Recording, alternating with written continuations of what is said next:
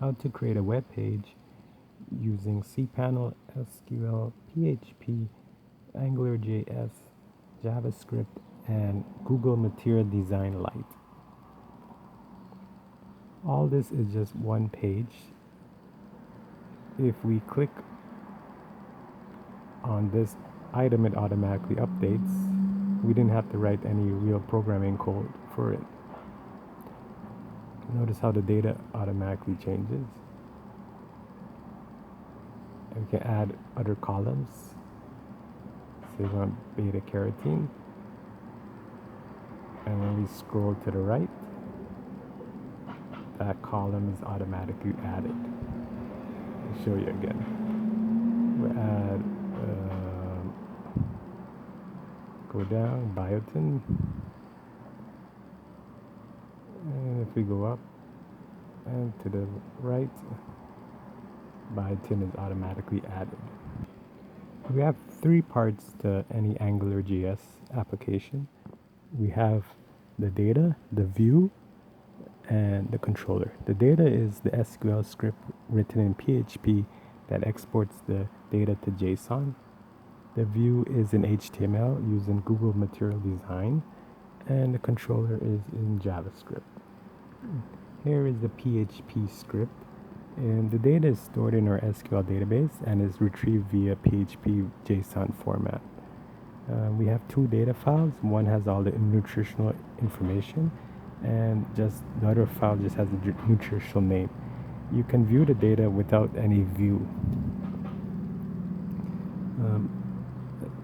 As you can see, I got some PHP parameters, so I can make one SQL file rather than many.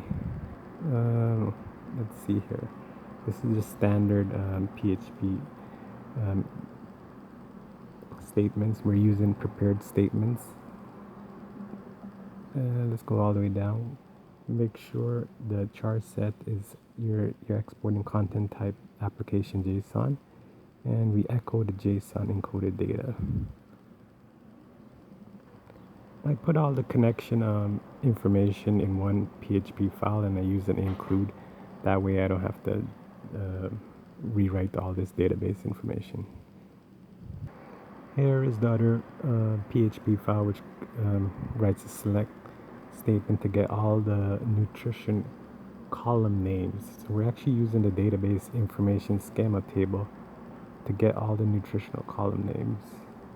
And of course we're encoded in JSON format. If we actually view the nutritional PHP file, you can see this is how JSON looks like. You have a square bracket to begin, and then you have curly braces that encode the column names and with their value. So you can see this is just the PHP file we're viewing. We use the nutritional name in two places, over here in the menu and across here in the left hand sidebar.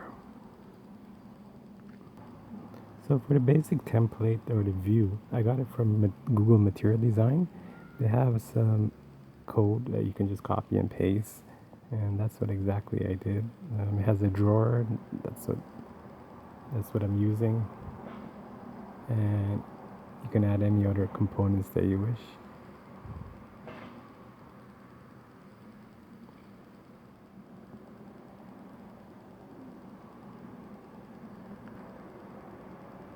So here is the HTML code. We're getting the material design database.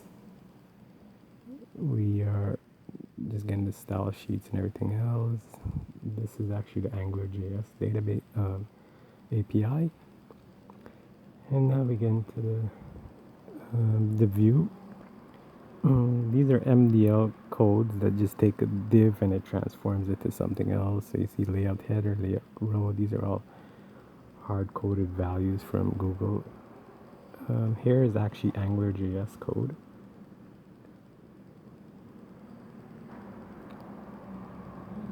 Here we have the menu declaring. We have the header. We have a for statements which repeats through all the columns and displays them. into the drawer. We have the food name. This is great. Most of this, if we didn't have AngularJS, we would have to write DOM statements, and we have to add and find the ID and add these column names and everything else, and add the TDs and create the TDs. But AngularJS does it all for us. So that is the view. It's all in HTML. And the bottom we have the actual controller, which is written in JavaScript. As you can see, we're referencing the PHP as we would a form, just like a form. Let's see, we have a nutritional controller. This I hard coded. This is basically the group names you see at the top. These are group names at the top that are hard coded, so when you click them, they actually delete the item from the where statement in SQL.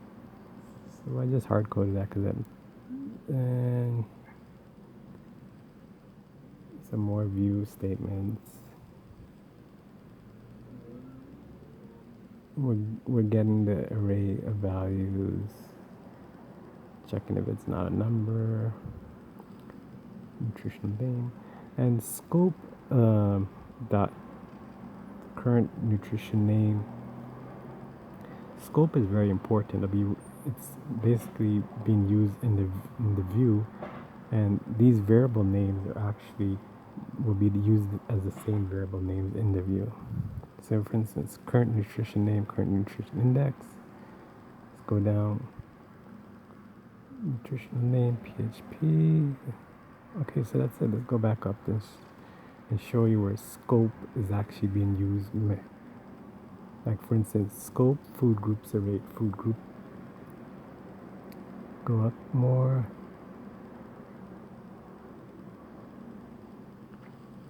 So for instance, we have food group, food groups array, food group baked products. Let's see how that applies the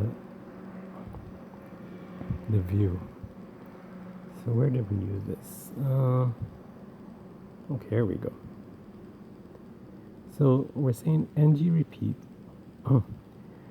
Repeat this span element for all group in food groups array. So this is basically like saying scope basically dot food group array. Well, we won't write that. So every time we see a food group, we repeat it, but we put this chip element. Chip element is basically from Google Material Design, and when they click it, we remove the food group a food group. So where does remove food group come from? We go back down to the controller.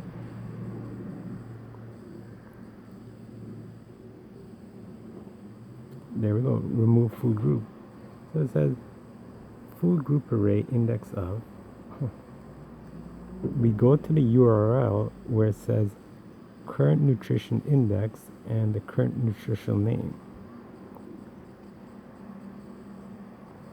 So go URL is basically calling that nutritional.php function, which is passing nut index plus the group's name.